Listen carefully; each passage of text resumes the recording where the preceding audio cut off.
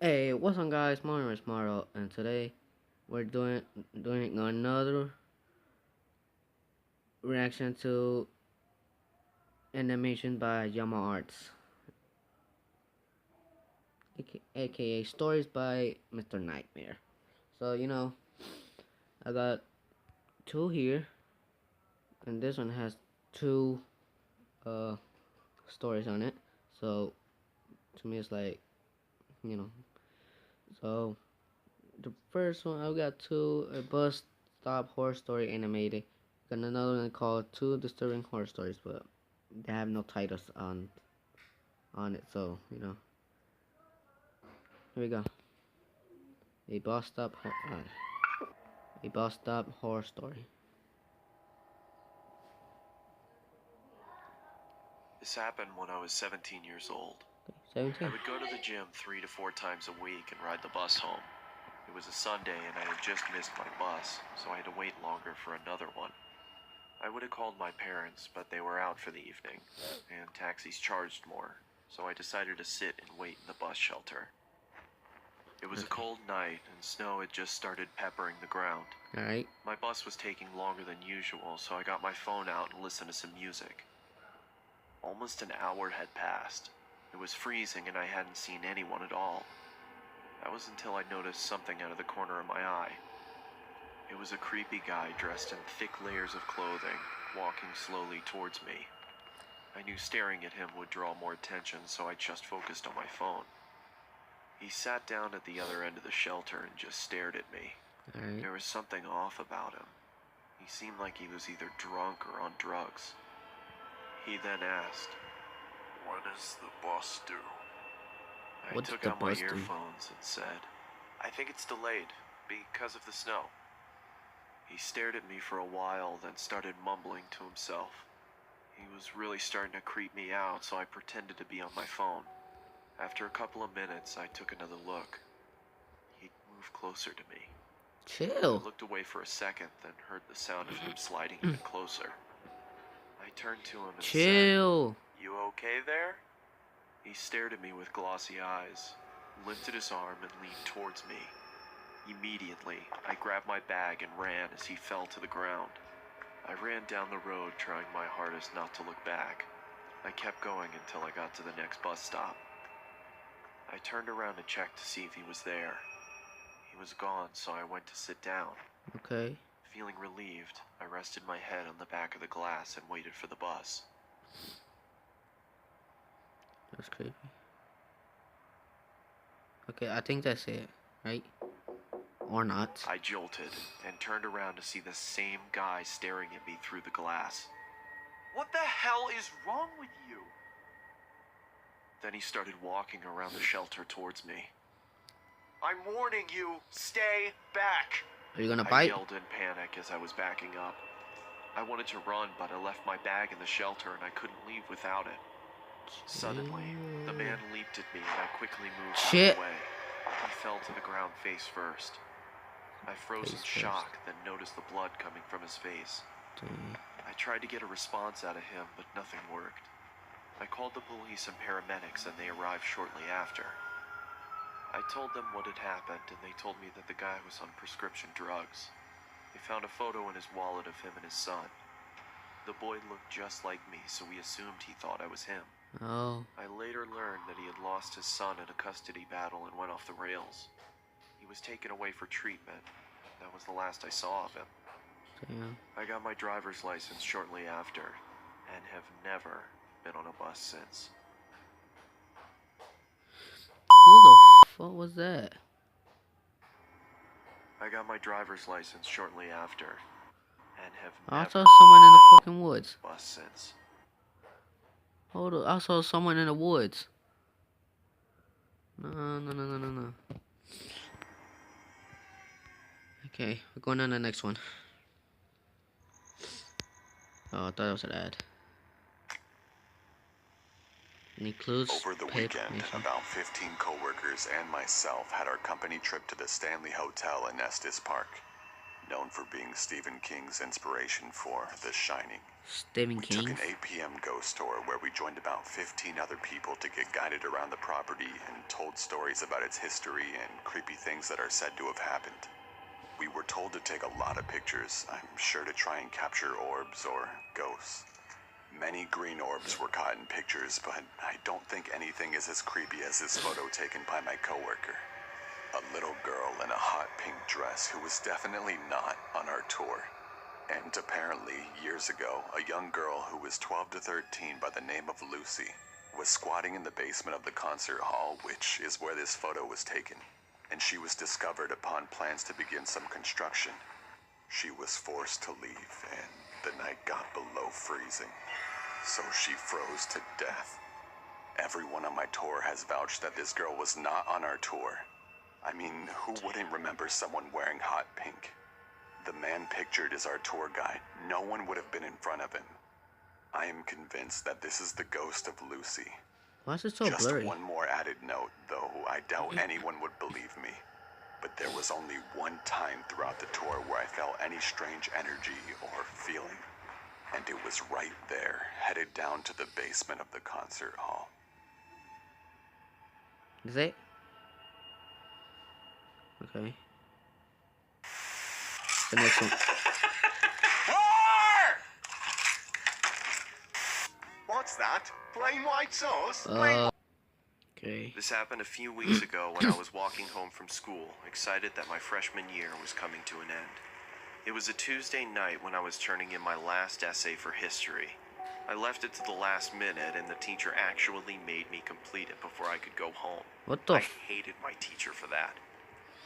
That's Around fucked 8 up. p.m., I had finished that goddamn essay and was walking home. The rain had stopped, and there was a beautiful sunset. Alright. Suddenly, I noticed something. There was a red 2016 Toyota Camry right behind me. I got goosebumps thinking it was following me. I didn't look back and started walking in my apartment's direction. I wanted to go to a busy road to feel safer. Just then, the car sped up, stopping right next to me. A middle-aged man asked me where I was headed and suggested to drop me off. I said no thanks, but the man wouldn't leave and The same insisted. guy. I wanted to tell the man to just fuck off, but I took off running instead. I heard a loud noise and at the same time felt something I can only describe as a sharp vibration hitting my flesh. I fell to the ground not knowing what happened. Out of adrenaline, Did I he was get about ran to get over? up and run again as I felt a heavy arm grab me by the mouth. Then the pain set in. I realized that I was shot. There was By a another man gun? next to him that searched my pockets. He grabbed my phone and threw it on the ground as he tied my legs and taped my mouth.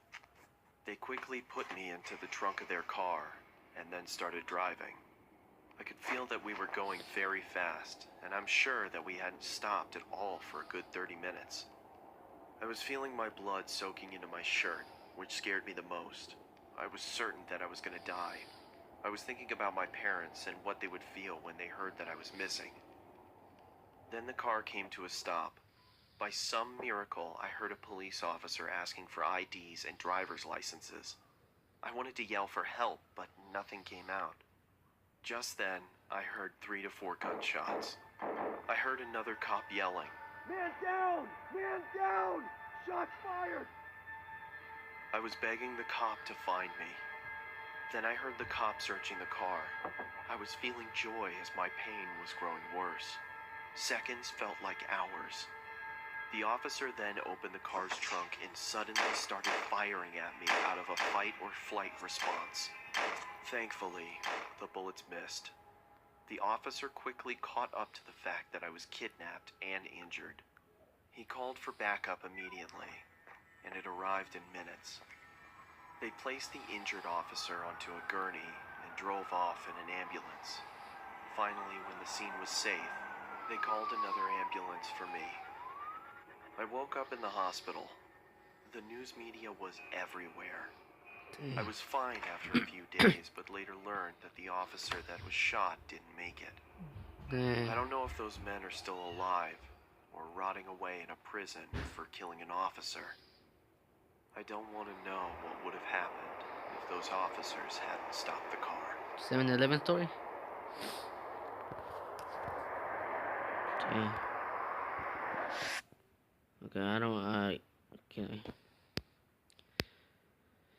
Got a few more minutes until, you know, let's watch another. Alright, this is called Scary True Pool Horror Stories Animated.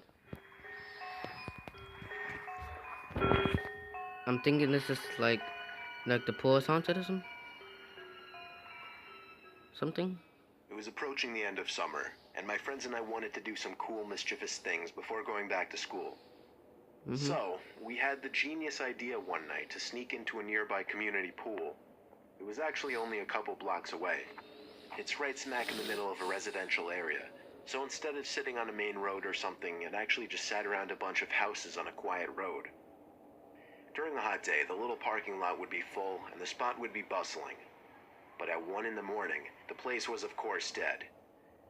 There's obviously a big fence surrounding the whole front entrance, as well as a cage that gets closed up when the place closes. So our best way was to get in through the side. We snuck into the backyard of a neighboring house and hopped the fence over to the pool. It was as easy as that.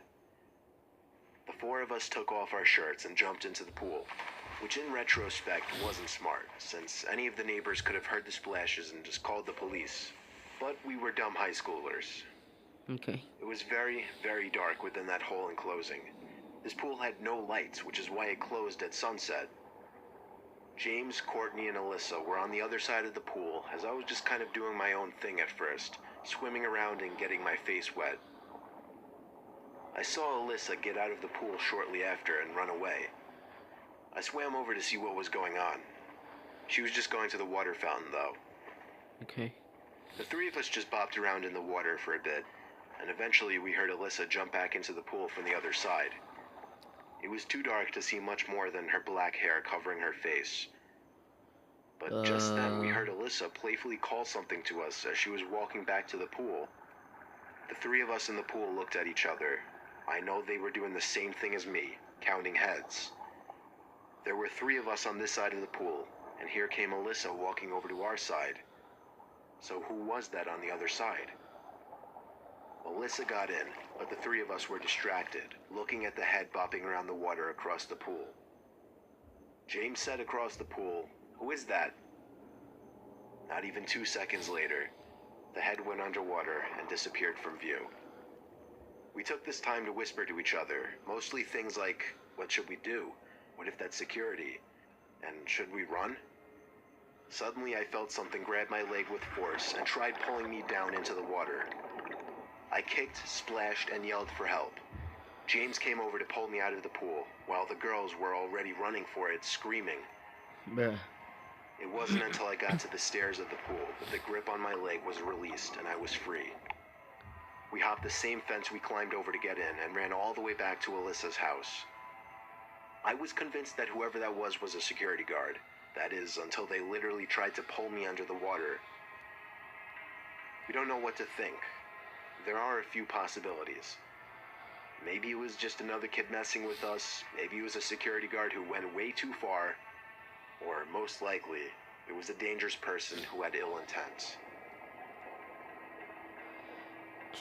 Chill. You better chill. Why is everything happening to Mr. Nightmare, though? That's my question. Alright, I think that is it for today, you know. This is more scary than I thought. Well, you know, thinking of this, I have a couple other videos, like maybe next one on the second or third reaction of Llama Arts would be Fishing Stories Animated, I think. I clearly don't know. But, yeah. Make sure to subscribe, like, check Llama Arts and Mr. Nightmare, link in the description below.